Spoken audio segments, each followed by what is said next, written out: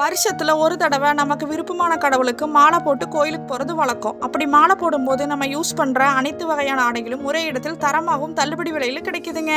எங்கன்னு தானே பார்க்குறீங்க, நம்ம அன்னூர் பள்ளிவாசல் வீதியில் இருக்கிற காளியப்பா டெக்ஸ்டைல்ஸ் தாங்க. சபரிமலை ஐயப்பன், ஆறுபடை முருகன், மேல்மருவத்தூர், ஓம் சக்தி அப்படின்னு அனைத்து வகையான திருத்தலங்களுக்கு தேவையான மாலை வகைகள் டாலர் முதல் இருமுடி பை வரை எல்லாமே இருக்குதுங்க.